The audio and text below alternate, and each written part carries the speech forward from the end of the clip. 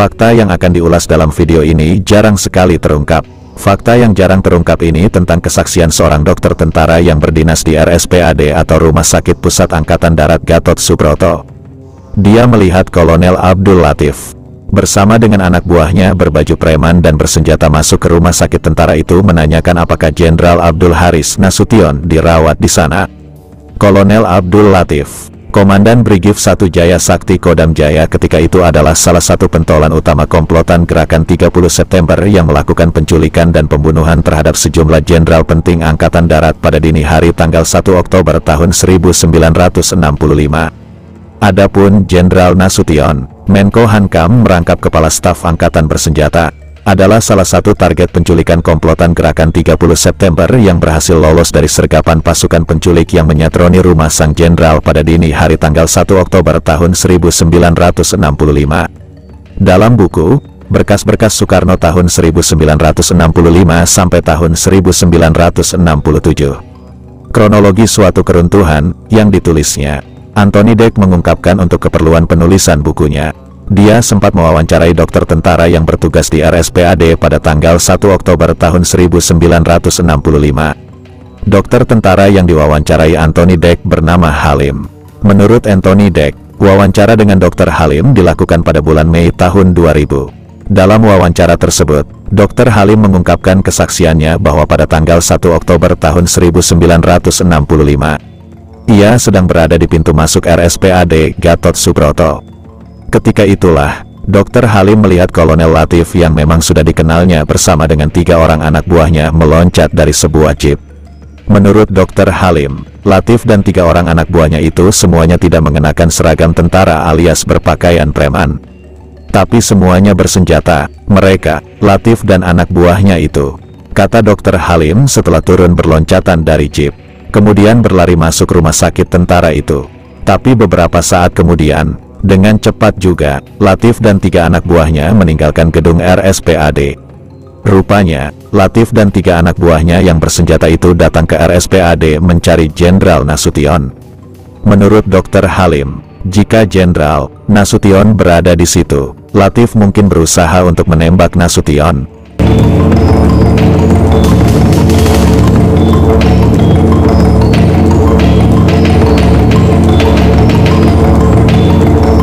Soal Kolonel Latif yang mengejar Jenderal Nasution diungkapkan juga oleh Nasution sendiri.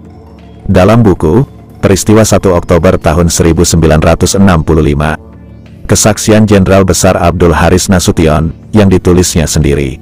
Jenderal Nasution bercerita, Kolonel Latif sebagai komandan brigade di ibu kota, yang pasukannya menjaga rumah Menko Hankam, Panglima Angkatan Darat dan lain-lainnya dilaporkan, memeriksa rumahnya di Jalan Tuku Umar 40 pada tanggal 30 September malam atau beberapa jam sebelum penculikan terjadi. Lalu, setelah dirinya lolos dari upaya penculikan, kata Nasution, dan dia sudah diungsikan ke tempat yang lebih aman oleh Letkol Hidayat Wirasonjaya.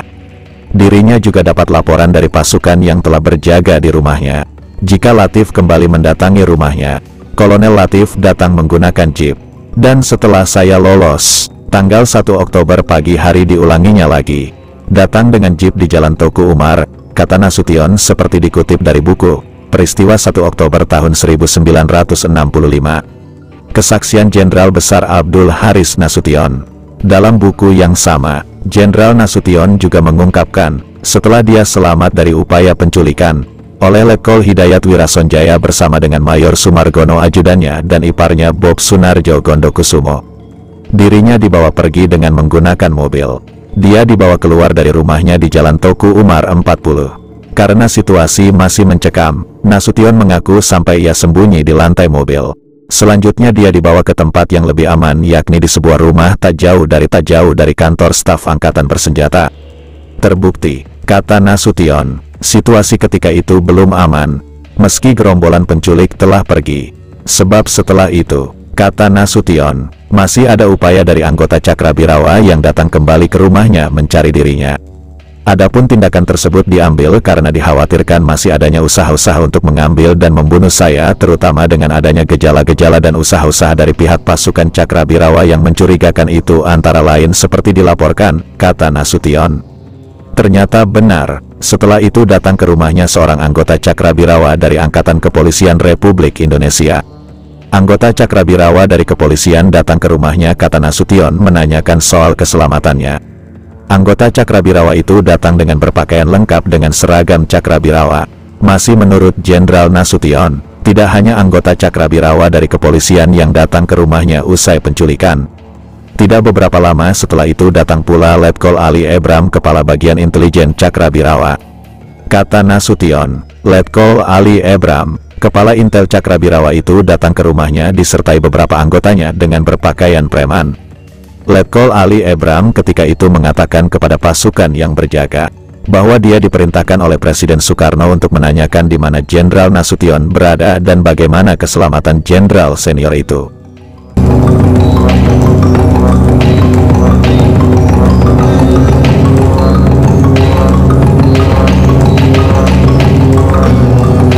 Sementara itu, menurut Rum Ali dalam buku Titik Silang Jalan Kekuasaan tahun 1966, Mitos dan Dilema Mahasiswa dalam Proses Perubahan Politik tahun 1959 sampai tahun 1970 yang disusunnya. Berdasarkan kesaksian dari Jenderal Nasution, pada malam menjelang penculikan, ipar Menko Hankam yang bernama Sunario Gondokusumo sempat memergoki Kolonel Abdul Latif yang datang ke Tuku Umar. Komandan Brigif 1 Kodam Jaya itu datang dengan alasan memeriksa penjagaan di rumah Jenderal Nasution. Kelak saya mendapat kabar bahwa pada malam itu pemuda-pemuda agak ramai di suatu rumah di Jalan Waringin. Tidak jauh dari rumah saya. Di sini kelihatan anak-anak bea cukai, Junta Suwardi dan kawan-kawan, juga Kepala Intel Cakrabirawa Letnan Kolonel Ali Ebram, kata Nasution. Sementara itu, Victor M. Fick dalam buku Kudeta 1 Oktober tahun 1965, sebuah studi tentang konspirasi, yang ditulisnya mengungkapkan kira-kira pukul 5:50 pagi tanggal 1 Oktober tahun 1965. Letudul Arif, Komandan Pasopati yang membawahi seluruh pasukan penculik datang tergopoh-gopoh ke gedung Penas yang dijadikan markas Senko 1. Anak buah Letkol Untung di Cakrabirawa itu melaporkan bahwa para jenderal telah diamankan ke Lubang Buaya. Dul Arif juga melaporkan jika Jenderal Nasution yang jadi target utama penculikan berhasil lolos. Berita lolosnya Jenderal Nasution itu oleh Mayor Udara Sujono langsung disampaikan kepada DN Aidit. Mayor Udara Sujono kala itu bertindak sebagai kurir bagi Syam, Aidit, dan Omar Dhani. Laporan tentang lolosnya Nasution membuat Aidit sangat terkejut. Ketua PKI itu sadar, dengan masih hidupnya Jenderal Nasution, pasti masalah besar akan menghadang. Menurut Victor M. Fick, Suparjo sempat menyarankan kepada Aidit agar operasi ofensif harus segera dilakukan sekali lagi, termasuk pemindahan presiden, tapi para pentolan G30 SPKI sudah kebingungan dan panik. Kepanikan para komplotan gerakan 30 September setelah dilaporkan Jenderal Nasution lolos juga digambarkan Frans Hitipo dalam buku Karel Satsuitubun yang disusunnya. Menurut Frans Hitipo, waktu diberi laporan oleh Mayor Udara Sujono bahwa Jenderal Nasution lolos dari penculikan gerombolan G30 SPKI, Ketua PKI itu kaget bukan kepalang. Aidit lalu memerintahkan kepada Mayor Udara Sujono agar segera dilakukan pengejaran kembali terhadap Nasution. Pokoknya, menurut Aidit, Jenderal Nasution segera dicari dan ditangkap hidup atau mati, sebab jika tidak, akan menimbulkan masalah besar. Selaku pimpinan tertinggi gerakan 30 September PKI, Aidit memang selalu menerima laporan mengenai perkembangan gerakan tersebut dari pesuruh-pesuruhnya maupun lewat radio yang menghubungkan Senko-Senko. Berdasarkan laporan-laporan yang diterima Aidit mengenai perkembangan gerakan, ia membuat keputusan-keputusan politis untuk diputuskan ke Senko-Senko agar segera dilaksanakan, tulis Frans Hitipo dalam bukunya. Karena Jenderal Nasution lolos, para pimpinan G30 SPKI mulai kelimpungan. Aidit lantas memerintahkan untuk tetap mencari Jenderal Nasution. Dia bilang Nasution harus ditangkap hidup atau mati. Kolonel Latif pun diperintahkan untuk mencari Nasution. Latif bersama anak buahnya sempat mencari Nasution ke RSPAD. Tapi hasilnya nihil. Latif juga sempat mendatangi rumah Nasution pada pagi tanggal 1 Oktober tahun 1965. Tapi melihat di sana sudah ada pasukan lain yang berjaga, Latif mengurungkan niatnya. Di tengah kepanikan karena Nasution lolos, Datang permintaan dari pasukan di Lubang Buaya tentang apa yang mesti dibuat terhadap jenderal-jenderal yang telah diculik, baik yang masih hidup maupun yang telah meninggal. Pimpinan G30 SPKI memutuskan jenderal-jenderal yang masih hidup itu agar segera dibunuh.